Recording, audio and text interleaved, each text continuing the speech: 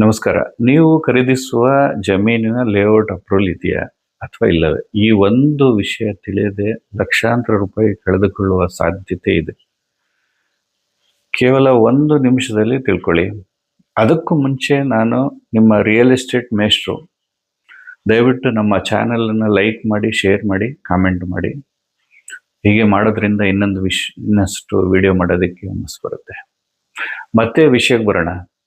ಈ layout approval ಅಂದ್ರೆ ಸರ್ಕಾರದ ಸಂಬಂಧಿತ ಪ್ರಾಧಿಕಾರದಿಂದ ಲೇಔಟ್ಗೆ ಅಧಿಕೃತ ಅನುಮೋದನೆ ದೊರೆತಿದೆ ಎಂಬುದರ ಅರ್ಥ.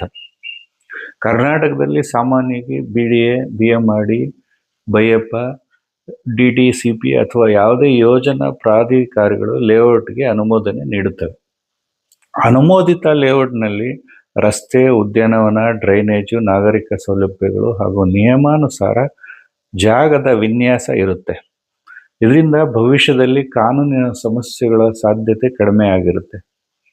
ಆದರೆ ಅಪ್ರೂವಲ್ ಇಲ್ಲದ ಲೇಔಟ್ನಲ್ಲಿ ಹೂಡಿಕೆ ಮಾಡಿದ್ರೆ ಬ್ಯಾಂಕ್ ಲೋನ್ ನಿಮಗೆ ಸಿಗೋದಿಲ್ಲ.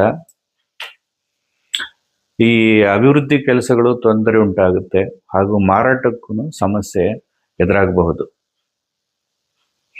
ಆದ್ರಿಂದ ಯಾವುದೇ ಸೈಟನ್ನು ಖರೀದಿಸುವ ಮೊದಲು ಅಪ್ರೂವಲ್ ಲೇಔಟ್, ಅದು layout approval order, approval layout ಆಗಿದ್ರೆ ಅದು ಪ್ಲಾನು, ಸಂಬಂಧಿಸಿದ ದಾಖಲೆಗಳನ್ನು ಕಡ್ಡಾಯವಾಗಿ ಪರಿಶೀಲನೆ ಮಾಡಿ.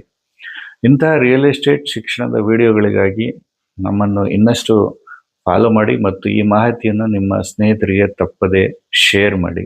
ಧನ್ಯವಾದಗಳು.